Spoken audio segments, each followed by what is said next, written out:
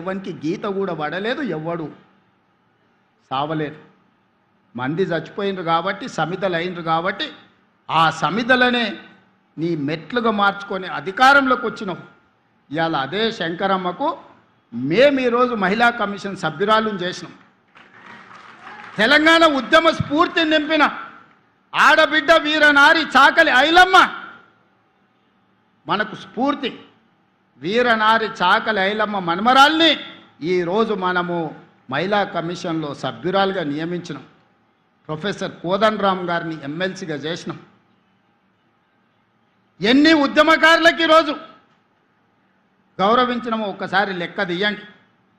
మా భట్టి గారికి విజ్ఞప్తి చేస్తున్నా, తెలంగాణ ఉద్యమంలో ముందు బాగానే నిలబడి రెక్కల్ని ముక్కలు చేసుకొని గొంతుని విప్లవాలకు అంకితం చేసిన కుటుంబాలను 9 మందిని గుర్తించి రాష్ట్ర ప్రభుత్వం అధికారికంగా కవులను, యాదగిరి లాంటి వాళ్ళను, చాలామందిని, గోరె టెంకన్నను, పార్టీని జెండాను చూడకుండా ఈ గొప్ప కవులను సత్కరించి ₹1 కోటి ప్రతి కుటుంబానికి ఆర్థికంగా వాళ్ళు వయసు మొత్తం ఈ తెలంగాణ జాతికి అంకితం చేసి రెక్కలు ముక్కలు చేసుకున్న వాళ్ళు ఈ వయసులో పిల్లలకు కనీసం చదివించడానికో, పట్టెడు అన్నం పెట్టడానికో, పెళ్లి చేయడానికో ఆర్థిక స్తోమత లేని పరిస్థితుల్లో 9 మంది కవులను తెలంగాణ అవతరణ దినోత్సవం రోజు సన్మానం చేయడం కాదు, తలా ₹1 కోటి ఆర్థిక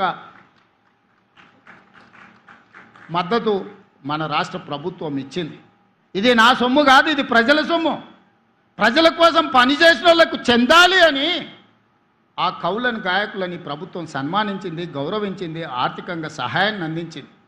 ప్రజా జీవితంలో ఉన్న వాళ్ళకు చాలామందికి ఈరోజు మనం ప్రజాప్రతినిధులుగా అవకాశం ఇచ్చిన గిన్నే మా దయాకర్ ఉన్నట్టున్నాడు, ఉద్యమంలో ఉన్నాయన, తెలంగాణ ఉద్యమంలో పనిచేసిన ఆయన ఈరోజు ఎమ్మెల్సీ వేదిక మీద ఉన్నాడు. దయాకర్ ఉన్నట్టున్నాడు, దయాకర్ని ఎమ్మెల్సీ చేసినాం.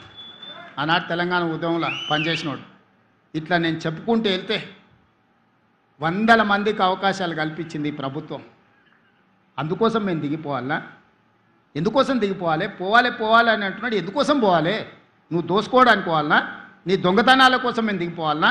నీ కుటుంబ దురాశ కోసం మేము దిగిపోవాలనా? ఆడపిల్లలకు ఉచితంగా బస్సు ప్రయాణం ఇచ్చినందుకు మేము దిగిపోవాలనా? ప్రతి ఇంట్లో రేషన్ కార్డు ఇచ్చినందుకు దిగిపోవాలనా? ప్రతి పేదవాడికి 3,28,00,000 మందికి సన్న బియ్యం 6 కిలోల లెక్కన ఈరోజు బుక్కడి బువ్వ పెడుతున్నందుకు మేము దిగిపోవాలనా?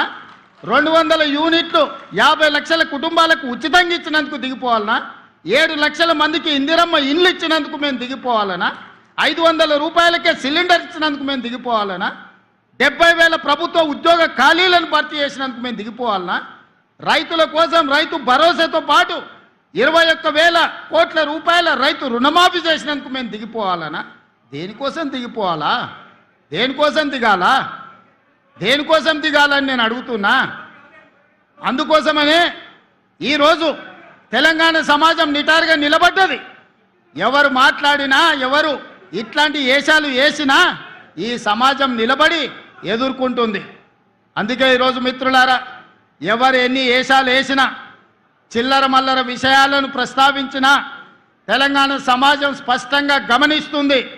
తెలంగాణ సమాజం నిర్ణయం తీసుకోవాల్సినప్పుడు నిర్ణయం తీసుకుంటుంది.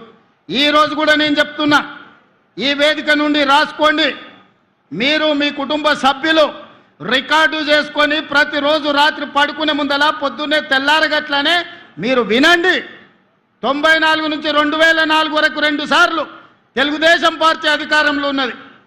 2004 నుంచి 2014 వరకు 2 సార్లు కాంగ్రెస్ పార్టీ అధికారంలో ఉన్నది. 2014 నుంచి 2023 డిసెంబర్ వరకు మీరు 2 సార్లు అధికారంలో ఉన్నారు. 2024 నుంచి 2034 వరకు ప్రజా పాలన అధికారంలో ఉంటుంది. ఇది చరిత్ర, ఇదే చరిత్ర, ఇదే భవిష్యత్తు. మీకు చెప్పుకోవడానికి గతం ఉందేమో కానీ చర్చించుకోవడానికి భవిష్యత్తు లేదు. మీకు భవిష్యత్తు లేకుండా మీ భవిష్యత్తును భావి తరాలకు మీరు చేసిన దుర్మార్గాలను ఒక పాఠంగా చరిత్రకు అప్పచెప్పే బాధ్యత మేము తీసుకుంటాం. ఈరోజు ఇక్కడికి వచ్చిన అందశ్రీ అభిమానులు, ఇక్కడికి రాలేకపోయిన కోట్లాది మంది అందశ్రీ గద్దరన్న అభిమానులు ఇదే శపథంగా తీసుకొని గల్లీ గల్లీ తిరుగుతారు, గుండె గుండె తడతారు.